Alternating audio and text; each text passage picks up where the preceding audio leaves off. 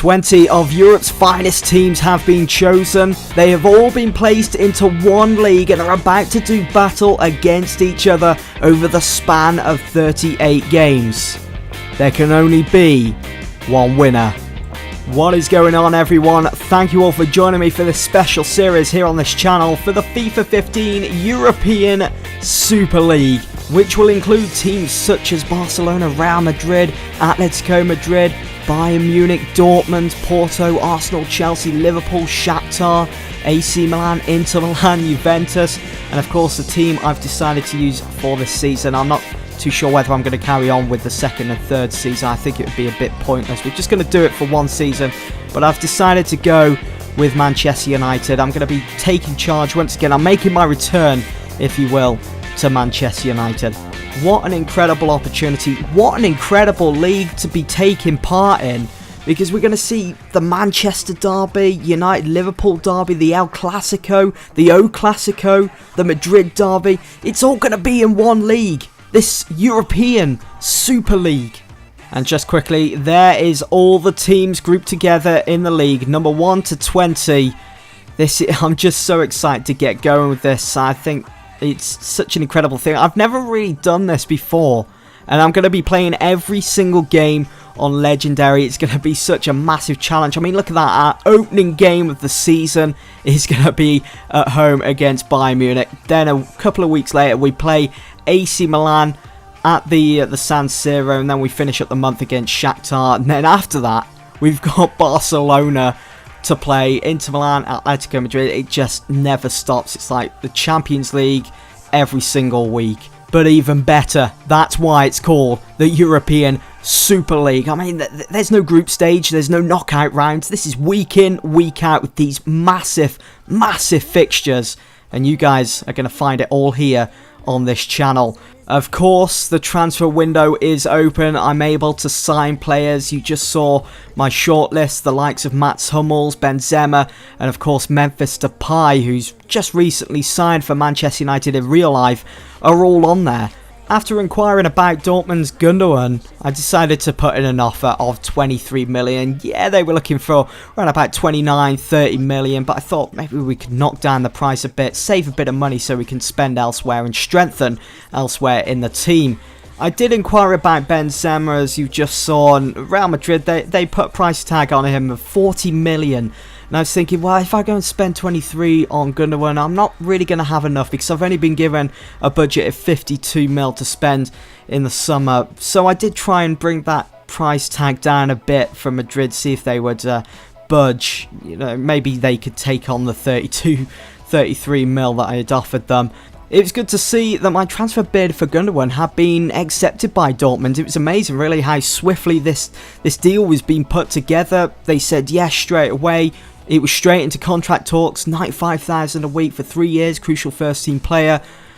And then all I had to do was go and sim the next day and we would hear something back. I did put in an offer of 22 mil for Memphis Depay, simply because he's signed for Manchester United in real life. I want to bring him to the club in this Super League. And I received an offer from Juventus for David De Gea. Not sure why they want to have De Gea in their team when they've got Buffon, who could, you know, see them through for the end of the season. It's only going to be for 1 year, I'm thinking, so I'm not sure why they was looking to bring in David De Gea, but I did counter offer. If they wanted him, they were going to have to give us 55 million in return. No way was I going to let him go for 17 million. He's too good for that. You can see here that we managed to wrap up the deal for Gundogan.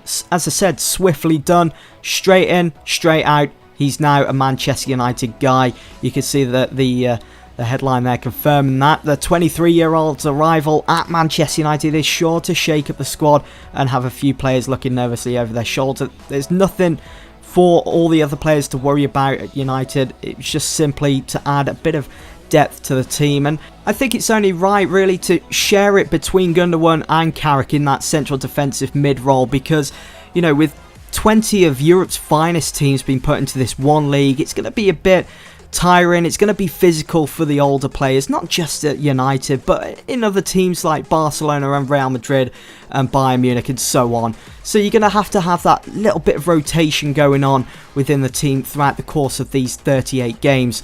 I did put in an offer for Dani Alves, who also has been linked with a move to Manchester United in real life, but recently he signed a new contract at Barcelona, so that was completely called off, that move to Old Trafford. But it doesn't stop me from bringing him to Old Trafford on FIFA 15 for this European Super League. So I did put in an offer of 9 million, which got accepted.